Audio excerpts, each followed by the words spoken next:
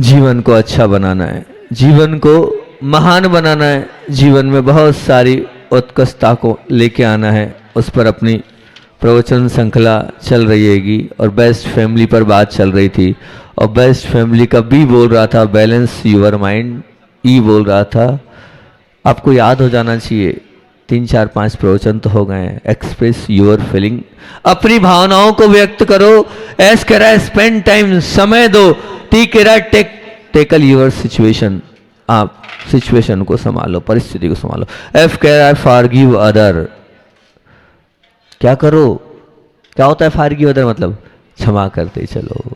और ए कह रहा है एक्सेप्ट एवरीवन नेचर, सबके स्वभाव को स्वीकार करते चलो। एम कह रहा है मोटिवेट ऑफ्टिन, दूसरों को बार बार प्रोत्साहित करो। आई कह रहा है इंटरेक्ट विथ ऑल, सबके साथ संवाद करो। लव कह रहा है, एल कह रहा है लव एवरीवन। और वाई कह रहा है यस टू हेल्प, सबकी मदद के लिए आप तैयार रहो। कल का जो प्रवचन था वो बच्चों के ऊपर था और हम तो उसी भाव से आए थे। अभी कहा कि सिद्ध चक्र पर करो, पर अभी तो मेरा पूरा मन उसी की विषय को बोलने का हो रहा है। सिद्ध चक्र पर बोल दूंगा, चिंता नहीं करना, क्योंकि वो विषय कल जो आप लोगों के बीच में दिया था कि हर माता पिता को किस प्रकार से ध्यान रखना चाहिए, किस प्रकार से अपने बच्चों के साथ, अपने ही खून के साथ किस प्रकार से व्यवहार करना चाहिए, किस प्रकार से उनके साथ हमारा मेलजोल होना चाहिए, इस पर अपनी चर्चा चल रही थी। और कल मैंने आपको कहा क्या क्या बताए थे, कल के बिंदु मैंने आपको बताए थे कि बच्चों से क्या करना है, अधिक अपेक्षा नहीं रखना है। बच्चों से क्या क्या बात बोली थी मैंने आपको कि बच्चों को आप कर तो रहे हो, लेकिन क्या कर रहे हो कि बच्चों के साथ और अपने दो बच्चे हैं तो उन 2 बच्चों में क्या नहीं करना है, क्या नहीं करना है, भेदभाव नहीं करना है और किसी एक को अधिक महत्व नहीं देना। ये निश्चित रूप से आपको बताया था। और क्या बताया था, बीड़ी है, सिगरेट है, तंबाकू है, पाउच ये नहीं खाना, बच्चों के सामने गाली नहीं देना, बच्चों के बीच में बैठकर वासनापूर्ण दर्शन, बच्चों को ऐसे कपड़े नहीं पहनाना जिससे तन ढकता नहीं हो, तन दिखता हो, और बच्चों के सामने अपनी माता पिता की अभिनय नहीं करना, और बच्चों के सामने ही अपनी पत्नी के साथ झगड़ा नहीं करना, और बच्चों से अधिक अपेक्षा नहीं रखना, और 2 बच्चों में से एक को अधिक महत्व नहीं देना। अब आज बात है कि भैया आवाज ठीक कर दो उसकी, कि क्या होता है, ये विशेष तौर से माता पिता की अपेक्षा दादा दादी लोग ज्यादा करते हैं, और उसका दुष्परिणाम वो समझ नहीं रहे क्या होता है। वो करते तो है वो प्रेम, वो करते तो स्नेह, वो करते तो वात्सल्य, लेकिन वो प्रेम नहीं है, वो स्नेह नहीं है, वो वात्सल्य नहीं है, वो बच्चों का जीवन बर्बाद कर रहे हैं।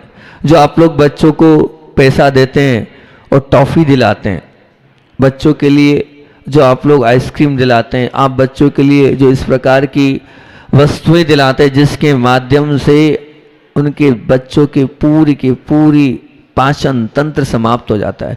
बचपन से ही बीमार बना देते हैं अपने बच्चों को प्रेम और वात्सल्य स्नेह के चक्कर में। आप समझना क्या कर रहे हैं अपने बच्चों के साथ। आपने चॉकलेट दी, टॉफी तो दी, लेकिन उसके माध्यम से उसकी जठराग्नि ही नहीं है उसको पचाने की, और इतनी सारी चॉकलेट टॉफी आप दे देते हैंगे।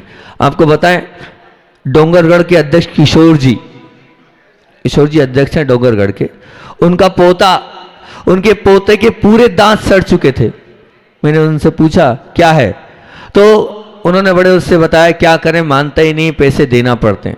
अब पैसा दे तो रहे हो आप, लेकिन विचार करना, आप वो प्रेम नहीं दे रहे हो, आप उस बच्चे के साथ दुर्व्यवहार कर रहे हो, गलत व्यवहार कर रहे हो। नहीं, बिल्कुल नहीं, ऐसा आप कदापि ना करें। अगर कर रहे हैं तो वो प्रेम नहीं है उनके साथ, उनके जीवन, वो तो ना समझे, उनके अंदर तो समझदारी नहीं है, लेकिन आप तो समझदार हो, आपके अंदर तो विवेक है, आपके अंदर तो बुद्धि है, तो ऐसा कौन सा प्रेम है, ऐसा कौन सा वात्सल्य जो आप उन बच्चों को, छोटे छोटे बच्चों को इस प्रकार से दे रहे हो। तो मेरा कहना यही हैगा, ऐसा प्रेम मत बांटो जो उनके आगे जीवन में दुखदायी हो, कष्टदायी हो, पीड़ादायक हो। बचपन में ही दांत के दांत चले जाते हैं। सोचो, विचार करो, ऐसा नहीं होना चाहिए। ये मैं मानता हूं आप लोगों के अंदर रहता, मेरा पोता, मेरी पोती।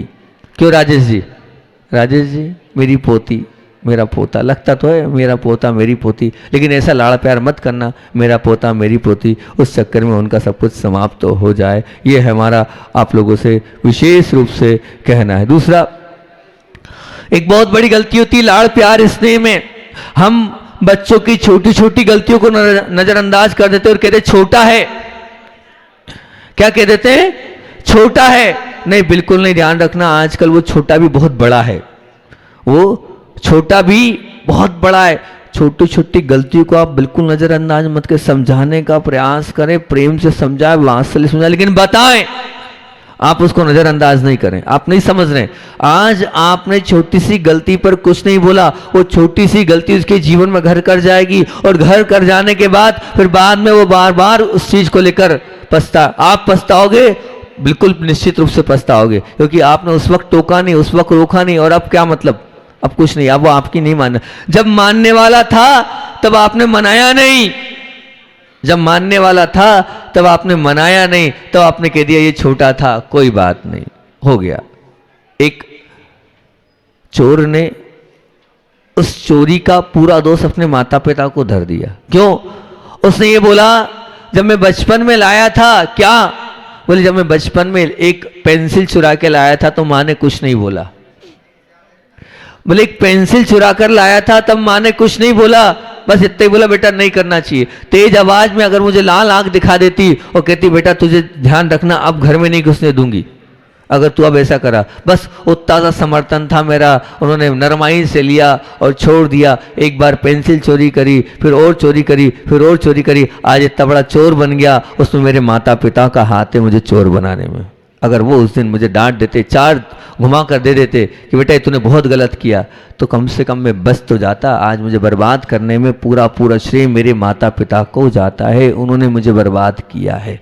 आप विचार करना, छोटी छोटी गलती हो जाए बिल्कुल नजरअंदाज मत करना। आपको अधिकार है, क्यों अधिकार है डांटने का, चिल्लाने का? क्योंकि वो गलत कर रहा है, वो गलत कर रहा है, तो आप सोच विचार करके इस प्रकार करें तो बहुत अच्छी बात होगी। और गलती होने पर भी दूसरों के सामने अपने बच्चों को आपको क्या सही नहीं बताना है। बहुत बार ऐसा होता है कि हम दूसरों के सामने अपनी इमेज और अपने उसके लिए क्या बोलते हैं, वो गलत कर रहा है उसके बाद भी उसको आप सही बताते हो। ऐसा अक्सर मैंने देखा है कि आप अपने बच्चों को गलत करते हुए सबके सामने, लेकिन क्या करते हो, सही बताते हो। नहीं, ये बिल्कुल नहीं होना चाहिए। गलत है सो गलत है। आप पुराण कथाओं को उठाकर देखो, उन पुराण कथाओं में जैसे एक कहानी हमने सुनी थी कि उनके बच्चे ने क्या किया, बोले मांस अष्टानी का, ये अष्टानी का पर्व की बात है। अष्टानी का पर्व में राजा साहब ने ढिंडोरा पीटा था। अष्टानी का महापर्व है, इस अष्टानी का महापर्व में कहीं किसी प्रकार की जीव की हिंसा नहीं होगी, ये उद्घोषणा करी थी राजा साहब ने। किसी प्रकार से जीव की हत्या नहीं होगी। और योग संयोग की बात है, क्या बात है कि जो राजकुमार महोदय थे उनको आदत लग गई थी काय की, मांस खाने की। अब वो नहीं रहते बन रहा था और नहीं व्यवस्था हो पा रही थी, और जब नहीं हो पा रहा था तो अब मांस नहीं मिल रहा था, तो एक नवजात शिशु को मारकर उसका मांस खाया गया। तब राजा ने भी बिल्कुल कहा मेरे बेटे ने गलत किया, वो हो राजकुमार, आने वाला युवराज होगा, आने वाला राजा, लेकिन अभी फांसी पर चढ़ाओ इसको, देश निकाला दो इसको, काला मुंह करो इसको, गधे पर बिठाओ इसको। ये अपने बच्चों के लिए किया था। गलती मेरे बच्चे ने भी करी है तो मुझे स्वीकार है, उसे मुझे डांटने का चिल्लाने का अधिकार है, ये हमारा कहना है। तो इसलिए आप ये मत समझो कि हम जो है बच्चों को सबके सामने, मतलब अपने बच्चों को अपनी गलती कैसे एक्सेप्ट करें, नहीं, ये बिल्कुल भी नहीं होना चाहिए। इस विषय में आपको सचेत होना चाहिए, जागरूक होना चाहिए, तो बहुत अच्छी बात होगी। फिर अगली बात है कि बच्चों की संगति पर बहुत ध्यान दो आप। ये बहुत महत्वपूर्ण पॉइंट है, एकदम अहम का पॉइंट है ये मान के चलना कि ये ऐसा बिंदु है कि जिसकी वजह से आपका बच्चा बहुत महान भी बन सकता है, और आपका बच्चा जो है वो नीचे की गंदगी में भी आ सकता है। आपसे मोटिवेट नहीं होगा आपका बच्चा, आपके गुरु से भी शायद मोटिवेट नहीं होगा आपका बच्चा, आपका जो शिक्षक पढ़ा रहे उनसे भी मोटिवेट नहीं होगा बच्चा। बच्चा सीखेगा सिर्फ जिसके साथ रहता है उससे।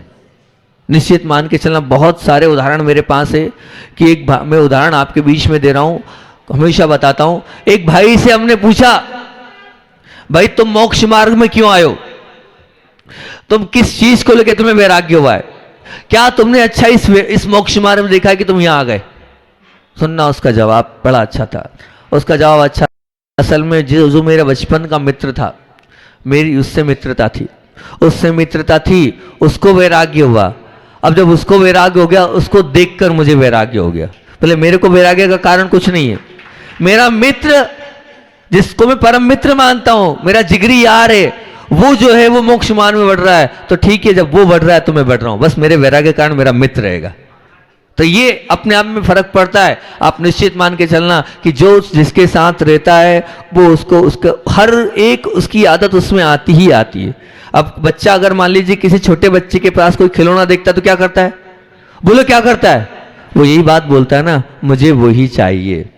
तो निश्चित मान के चलना, बहुत बड़ा मोटिवेशन मिलता है, बहुत बड़ी संगति का असर पड़ता है। तो हमें बहुत ध्यान देना चाहिए, बहुत जागरूकता रखना चाहिए कि हमारा बच्चा किनके साथ रह रहा है, उसके कैसे परिणाम है, उसके कैसे भाव हैं, वो जो है जिस हिसाब से है, उस हिसाब हम जिस कंडीशन में हैं, जिस स्टेटस में हैं, जिस संस्कृति को फॉलो कर रहे हैं, जो संस्कार हमारे परिवार खानदान के हैं, वो सब उस बच्चे में है या नहीं, ये बहुत ज़्यादा महत्वपूर्ण बिंदु है। इस पर आपको विचार करना चाहिए, इस पर आपको सोचना चाहिए, इस पर आपको समझना चाहिए कि हम जिस बच्चे के साथ हमारे बच्चे की संगति वो किस प्रकार का है।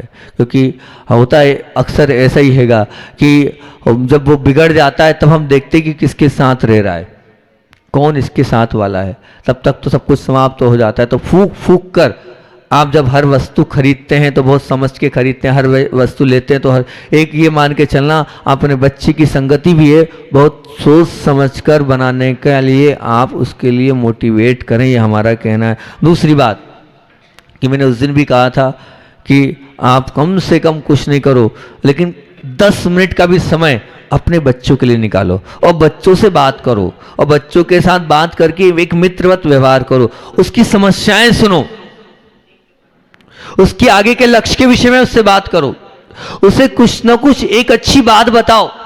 एक परिवार बहुत अच्छा लगा मुझे, इसलिए अच्छा लगा कि पहले मैंने सुना था कि घर में दादियां होती हैं और बच्चों को दादी माँ की कहानियां सुनाती, नानी माँ की कहानियां सुनाती थी और बच्चे बड़े चाव से कहानी सुनते थे। ये तो मैंने बहुत सुना था, लेकिन मुझे जब बड़ी प्रसन्नता हुई कि वो बोलते मैं रोज पढ़ता हूँ और पढ़ के एक अच्छी लाइन निकालता हूँ, और लाइन निकाल के अपने मोबाइल में उसको ऐड कर लेता हूँ, और क्योंकि आजकल कॉपी पेन तो चले ही नहीं है तो बोले मोबाइल पे उसको लिख लेता हूँ। घंटा आधे घंटे का स्वाध्याय होता है। मैंने क्यों करते हो?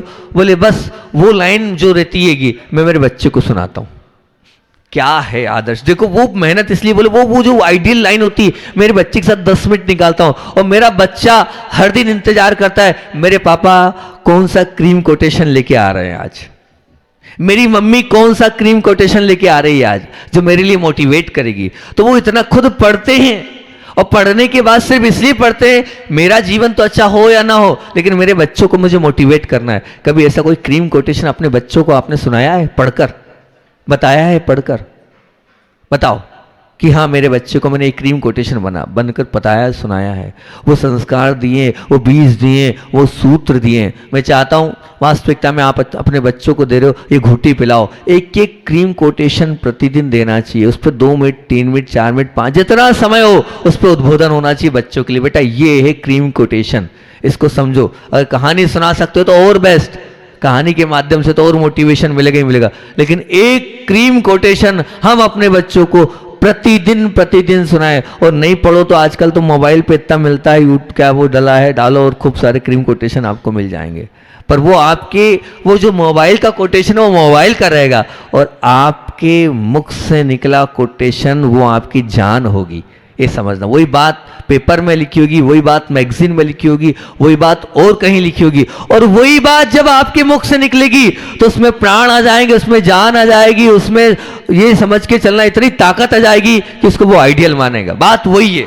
हम क्या करें, मैं बोलूंगा वही बात है और गुरुजी बोलेंगे उस बात में क्या बहुत अंतर निकल जाएगा। और आप बोलोगे तो एक अपने आप में फर्क पड़ता है, आप गुरु हो, आप प्रभु हो उस बच्चे के लिए। तो मैं कहता हूँ एक ना एक आपको क्रीम कोटेशन अपने बच्चों के लिए प्रतिदिन देना चाहिए, समय देना चाहिए, उसके सुख दुख की बात करना चाहिए, वो क्या चाहता है, उसे आगे क्या बनना है, वो क्या कर रहा है, उसकी क्या कंडीशन है, हम देखें, पढ़ें, समझे। हमारा बच्चा बाहर भी रह रहा है तो 5 मिनट आपको जय जिनेन्द्र तो करना ही चाहिए, आशीर्वाद तो देने चाहिए, शुद्ध भावनाएं तो देनी चाहिए कि कहाँ हो, कैसे हो, किस प्रकार के हो। खाना पीना ना पूछकर कुछ अच्छी बात बताएंगे तो बहुत अच्छा रहेगा, ऐसा मेरा भाव है। और हमेशा ध्यान रखना, अगली बात, बच्चों को कभी भी नाजायज जो उनकी मांगे होती है उनको पूरा नहीं करना।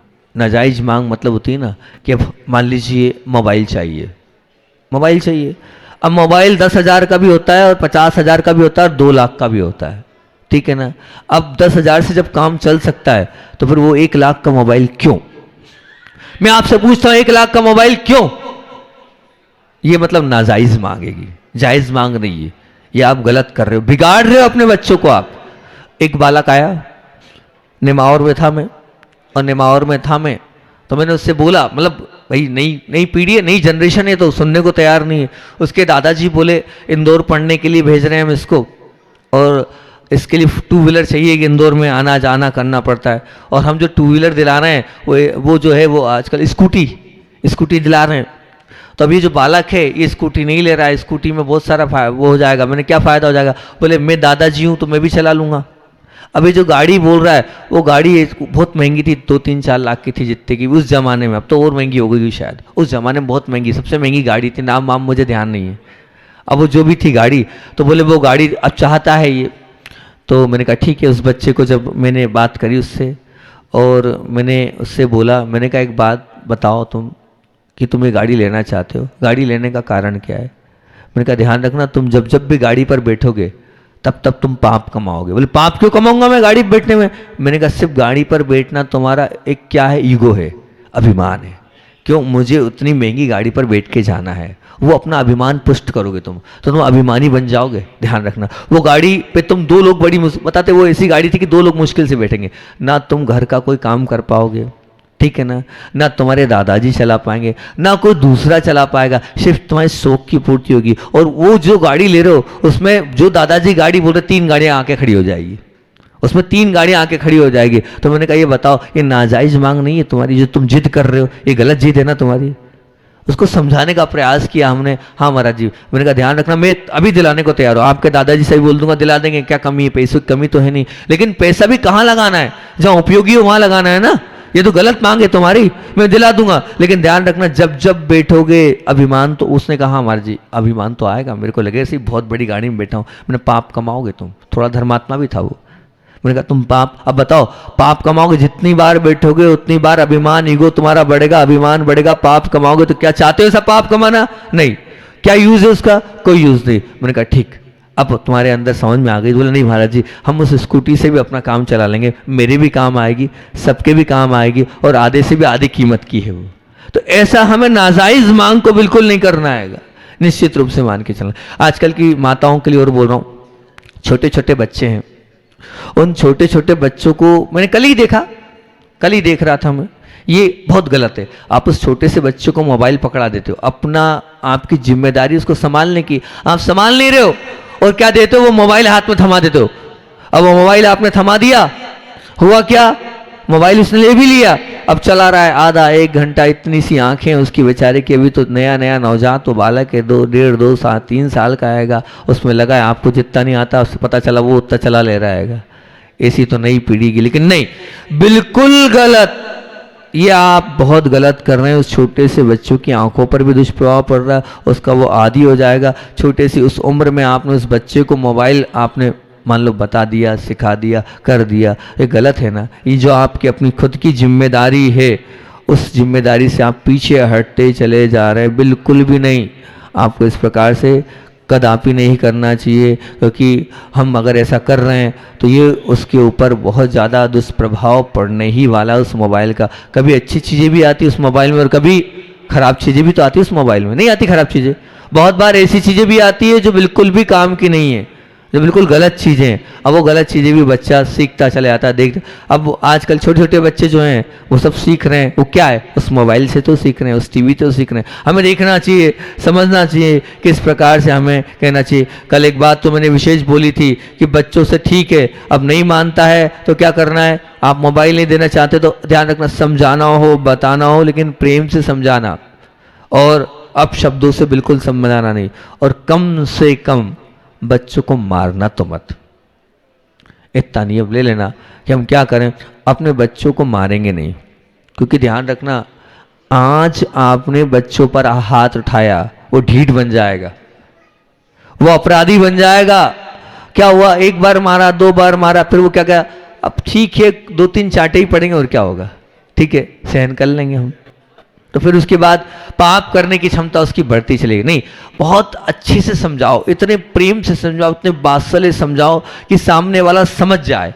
बच्चों को इस प्रकार से समझाओगे तो मारने वाले बच्चा कभी भी ध्यान रखना ना समझने वाला है और ना समझ सकता है, और समझाने का भी प्रयास भी करोगे तो वो पीछे रह जाएगा। इसलिए नहीं, मेरा तो यही कहना है कि आप कुछ भी हो जाए अपने बच्चों के साथ इस प्रकार का प्रयोग आप ना करें तो बहुत अच्छी बात होगी। हम मार पीट वाला व्यवहार ना करें तो बहुत अच्छी बात होगी। बताओ कितने माता पिता हैं जो अपने बच्चों को मारते हैं। हाँ, हमारे घर भी नहीं आती, लखपति जी ने बोल दिया हमारे घर भी बेटी कुछ नहीं आता हैगा। ले बताओ, वो दिल्ली पढ़ रही हैगी, अब पढ़ाने लिखाने भेज दिया उसको, है ना, है बम्बई, एक बाबू बम्बई है, सीए हैगी, उसको कुछ, अब क्या करेगी वो घर जाकर। बताओ, जो चीज जो घर गृहस्थी में काम आने वाला है आपने उसको वो सिखाया नहीं है, वो बताया नहीं है, उसका पति का क्या होगा। बताओ, मैं क्षमा सागर जी का उदाहरण हमेशा देता हूँ, हमेशा बोलता हूँ। आहार हुए क्षमा सागर जी के, आहार हुए क्षमा सागर जी के अशोकनगर में, और जो है महाराज जी के आहार नहीं हुए, बाद में आकर सुनना सोनू भाई, बहुत अच्छी बात है। नहीं सुन रहा, कोई नहीं सुन रहा, सब बात में लग गए अपने अपनी। और सुनो बच्चों की चर्चा, मतलब इधर सुनो भैया यार, है ना। वो क्षमा सागर जी की बात हमेशा बोलता हूँ, सुन लो जितनी माताओं, ध्यान से कान खोलकर सुन लो। ये स्थिति बनती हैगी कि क्या होता है, वो आहार हुए अशोकनगर में, उनके आए आहार उस दिन बिल्कुल महाराज जी के हुए नहीं, क्षमा सागर जी के, बड़ी मुश्किल से बैठे वो, और बैठने के बाद वो जितने जाते ही हैं क्या, जो आहार कराने वाले, उनको भी दुख, आज महाराज जी का आहार नहीं हुआ, माथे पे हाथ फेर रहे थे महाराज जी, ऐसे ऐसे ऐसे ऐसे जैसे मैं फेर रहा हूँ ऐसे ऐसे। तो बोले महाराज जी आज आपके आहार बिल्कुल नहीं है, आज सच में हमें बहुत ऐसा लग रहा है, आपको बिल्कुल कच्ची रोटी थी, दाल भी ऐसी थी, और इस प्रकार से था, वो कैसी शकल सूरत थी, आपने कैसे आप अंदर ले रहे थे, आप तो सचमुच में महाराज जी कुछ नहीं, मुस्कुराते हुए ले रहे थे। बोले भैया मैं माथे पे बोले इसलिए नहीं हाथ फेर रहा हूँ कि मेरे आहार अच्छे नहीं हुए। बोले क्यों। बोले मेरे साथ तो एक ही दिन की परिस्थिति, मैंने एडजस्ट कर लिया, उस बेचारे का क्या हो रहा होगा जो इतने साल से बेचारा झेल रहा है, उस बेचारे का क्या हो रहा होगा जो 20-25 साल से झेल रहा है, मैं तो उसके लिए माथे पे हाथ फेर रहा हूँ, मैं तो एक ही दिन गया हूँ, मैं तो एक ही दिन में परेशान हो गया, वो 25 साल में उसका क्या हो रहा होगा। विचार तो करो आप लोग, अपनी बेटियों को कम से कम रोटी बनाना सिखा दो, सब्जी बनाना सिखा दो, घर की चीज़ें सिखा दो, झाड़ू पोछा बनाना सिखा दो। नहीं सीखती, वो बोल रही पिंटू की धर्मपत्नी, बोले नहीं सीखती, क्या करें, क्या स्थिति हैगी, क्या इसलिए कम से कम इतना तो अपने बच्चों घर का काम आप सिखाओगे तो बहुत अच्छी बात है। बच्चों को अगर नहीं सिखाओगे तो बिल्कुल बदनाम होते चले जाएंगे। आप ये मान के चलना, वो आपके लिए ही कारण सब कुछ रहेगा ही रहेगा, ये ध्यान रखना। और तो और अच्छे काम में अगर बच्चे आगे जा रहे हैं तो ध्यान रखना, मैं आपको बता रहा हूँ कि अगर बच्चा अच्छे मार्ग पे जा रहा है तब भी रोकना नहीं, टोकना नहीं। क्यों बोल रहा हूँ ऐसा, मेरे साथ का साक्षात उदाहरण आपको दे रहा हूँ, नाम नहीं लूँगा, बस मेरे साथ का बोल दिया आपको, अच्छा नहीं है नाम कोई, वो पूरी दुनिया सुनती है कि नाम ले देता हूँ तो फिर बाद में मैसेज आ जाते हैं, महाराज जी आपने बोल दिया था वो जिनवाणी चैनल पर। मेरे साथ में कुछ मतलब जो लोग थे जिन्होंने व्रत लिया, परिवार वाले माने नहीं और जोर जबरदस्ती करके वापस ले आए। वापस ले आए, कौन ले आए, तो बोले उनके ताऊ जी वगैरह वापस ले आए, जोर जबरदस्ती करके ले आए और जबरदस्ती शादी कर दी। वो व्यक्ति शिखर पे था, वो व्यक्ति शिखर पे था, विवाह होने के पश्चात धीरे धीरे धीरे धीरे करके परिस्थिति ऐसी आ गई, आज वो सड़क पर आ गया है। और आज वो सड़क पर आ गया है, मान के चलना। एक नहीं, ऐसे अनेकों उदाहरण है। जबरदस्ती विवाह किया, माइंड डिस्टर्ब हो गया, तो ध्यान रखना, विवाह किया, पति जो ऐसा मिला दारू पीने वाला मिला। विवाह किया कि पति ऐसा मिला जो जिस प्रकार से दसों से संबंध वाला, मतलब वही बहनों ने आकर सुनाया हमारा जीवन बर्बाद हो गया, हमने 5 साल का व्रत लिया था, हमने इतना लिया था, हमने आजीवन व्रत लिया था, हमारे घर वाले माने नहीं, ये नहीं हुआ वो नहीं हुआ। ध्यान रखना, अगर आपका बच्चा मोक्ष मार्ग पर आगे बढ़ रहा है तो उसका पुण्य बढ़ रहा है, तो उसको आगे आप ये तो कहो कि तलवार पर चल रहे हो, ध्यान रखना तुम्हारी पूरी अंदर से ताकत हो, सामर्थ्य हो तो बढ़ो, लेकिन पीछे मत खींचना, आप उनका हाथ मत पकड़ना। आपने अगर पीछे हाथ पकड़ लिया तो ध्यान रखना बहुत बड़ा नुकसान है। ये नुकसान 3 काल में मत करना। अगर आप कर रहे हो तो ये मान के चलना वो आज नहीं तो कल दुखी हो गई। आप खुद बताओ, क्या आप अपने परिवार के साथ, अपनी पत्नी के साथ, अपने पति के साथ सुखी हो? बताओ, सुखी हो कि हम सुखी हैं? आप सुखी हो कि हम सुखी हैं? बताओ ना, हम सुखी है ना? है? हाँ, लखपति जी बोल रहे हैं आपके तो 22 ही वर्ष, हमारे 22,000 हैं, तो हम सुखी है ना? तो आप कैसे बाप हो, कैसे माँ हो? जो सुख का मार्ग है वो उससे हटा रहे हो। जब सुख के मार्ग पर, शांति के मार्ग पर वो जा रहा है, बिल्कुल नहीं रोकना, 3 काल में नहीं रोकना। अगर वो बढ़ रहा है तो प्रोत्साहन देना उसको, हम तुम्हारे साथ हैं, ये देना चाहिए। मैं आपसे खुला कह रहा हूं, अगर एक व्यक्ति भी मोक्ष मार्गी हो जाता है तो पूरा खानदान, पूरा गांव सुधर जाता है एक व्यक्ति के निकल जाने से। ये सच कह रहा हूं मैं। अपने स्वयं के घर में कभी दिन में भोजन नहीं खाया है क्या? परंपरा के साथ 11 बजे ही भोजन होता था, रात को 10 से 11 बजे सब दुकान से आते थे, पूरी दुकानें बंद होती। उसके बाद जैन परिवार का, अपने कुल की क्या दिक्कत है? पाप तो पाप बताओ, उसमें क्या बात है? खुलेआम बताता हूं मैं तो अपने पाप। तो रात्रि भोजन ही होता था 10 बजे, बिल्कुल उसी वक्त भोजन बनता था, उसी वक्त होता था। जब हमारी दीक्षा हुई, हमने कभी नहीं टोका कि आप रात में नहीं खाओ। हमारी दीक्षा हुई, समय हो गया अपना, हमारी दीक्षा हुई। दीक्षा होने के बाद जब है इस बात को लेकर वहाँ डिस्कस, हमें बहुत अंतर आ रहे, 1 2 3 3 4 4 5 5 तो महिलाएं होती है। मंदिर में बात कर रही थी चिल्ला चिल्ला के, मतलब एक महिला चीज बोल रही थी, होएगो तो सही अंतर है, यहाँ इनके घर में रात में खाते हैं, ऐसे करते हैं, इतना अच्छा बेटा है, लेकिन देखो ये तो जरा भी धार्मिक नहीं है। वो दर्शन करने गए, उनके कान में बात आ गई, वो आए बड़जत्ते जी, बोले आज के बाद अपने घर में अपन भूखे रह जाएंगे, लेकिन अपन कभी भी अब जो है चौके में रात्रि भोजन नहीं करेंगे। उस दिन के बाद और आज तक है, कभी आज तक रात्रि भोजन नहीं हुआ। तो एक बात ध्यान रखना, आज अगर आपका बच्चा निकला है तो ध्यान रखना, वो माता पिता आते तो किसी हथेली पे समाज उठाती है, बताओ। और मान लीजिए अब वो एक त्यागी वृत्ति या एक साधु या एक माता जी के माता पिता है, और मान लीजिए कोई सीए के माता पिता आ गए, तो सीए के माता पिता से सम्मान करोगे क्या? आप करोगे बोलो? या कोई इंजीनियर के माता पिता आ गए, करोगे क्या? 3 काल में नहीं करने वाले, ध्यान रखना। लेकिन वहीं किसी महाराज जी के माता पिता आ गए तो बड़ा फक्र होगा, हमारे यहाँ रुक जाओ, हमारे यहाँ खा लो, हमारे यहाँ रुक, ये ऐसा कर लो, ये कर लो, वो कर लो। तुरंत तैयार होते हो कि नहीं आप? तो बताओ तो सही, सुख इज्जत आपको भी मिलेगी, आपका भी बहुमान बढ़ेगा, आपका भी सम्मान होगा। कब होगा? जब आप मोक्ष मार्ग में रोकोगे नहीं तब। तो ध्यान रखना, समय अपना हो गया। मैं क्या करूं, बहुत सारे बिंदु हैं इस विषय को लेकर। अब आप बोलो, अष्टानिका पे बोलना है कि इसी पर बोलना है? इसी पर बोलना है, इसी विषय को चलने दो। अच्छा लग रहा है? कोई दिक्कत तो नहीं है ना? सबको यही करना? ठीक, कल ही आचार्य महाराज की बात को बोलकर अपने कि टाइम हो गया, मेरे ख्याल से ज़्यादा हो गया, 4 भी है, ठीक है। तो टाइम तो हो गया, आचार्य महाराज का संस्मरण सुनना है कि रहने देते ही रखें? रहने दे, चलिए, क्योंकि समय अपना हो रहा है। कल देखेंगे आचार्य भगवान का संस्मरण अपन इतना ही रखते हैं। बोधि समाधि परिणाम शुद्धि शांतमोपलब्धि शीर्षों के सिद्धि चिंता बड़ी उचित वजदाने तामबद्ध वानस।